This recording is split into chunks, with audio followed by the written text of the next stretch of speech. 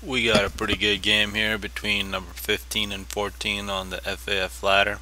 We got Smurf Hunter as Aeon versus Voodoo as UEF. It's hard to call which faction is better. I would call UEF most likely on this map. See a very early Mech Marine coming out from Voodoo. See first NG, both players going ground first.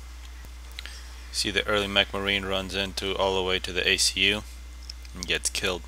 Looking for an NG to expand, but Smurf went with his ACU. You can see a lot of NGs on the Hydro for Smurf. Interesting to see, usually players like Voodoo here you see is at the Hydro expanding with NGs. Smurf went the other way. See some more Mech Marines coming in.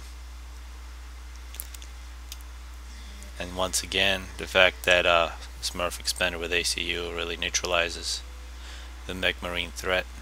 You can see a radar system, early radar. From Smurf you can see most of the map now. If you look at what Voodoo's doing, it looks like he's getting the gun upgrade. It's very early on, really not much tanks except those early Mech Marines from Voodoo.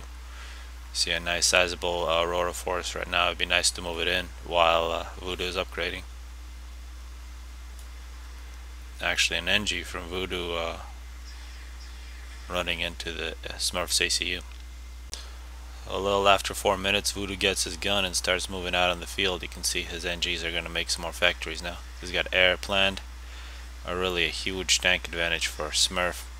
Of course his Auroras are going to be really weak versus upgraded ACU. Smurf's getting looks like a gun of his own. We actually see a T2 factory from Voodoo. So he went really early with the pillars. And now Voodoo will use his range to hit Smurf.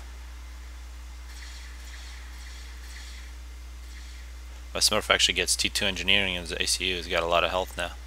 Makes some T2 PD as well. It's interesting to see how powerful a UEF ACU with a gun is. It makes an entire force plus an ACU run away. It does have some pillars supporting. We see a first T2 PD and Voodoo will have to retreat. Perhaps some missile launchers, and Voodoo's already making them. We can outrange his T2 PD. Now we'll see Smurf will attempt a T2 PD creep.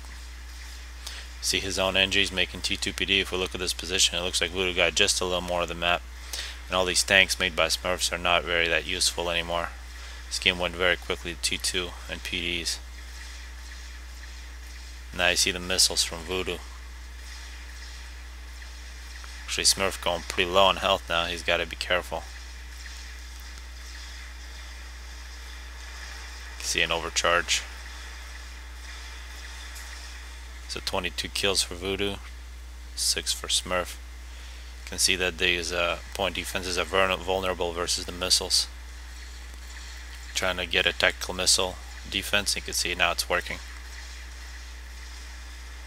And nice placement of a shield for Voodoo. This is great to watch.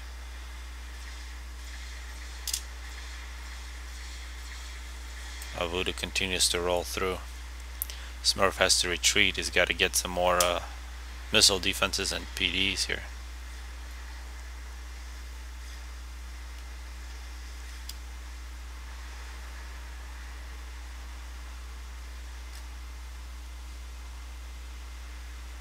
Oh, we can see this missile force. Just way too many missiles to be protected by a single missile defense. See Voodoo has 2 shields, he's gonna come in. Smurf trying to get a shield up.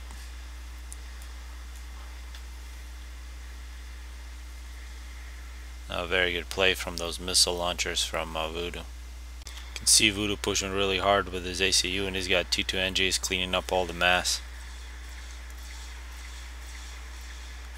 And now Smurf has to retreat even further. I think this game is a great example of why the UEF ACU is such a great weapon. Now it looks like Smurf is in trouble and will die. So very well played by Voodoo.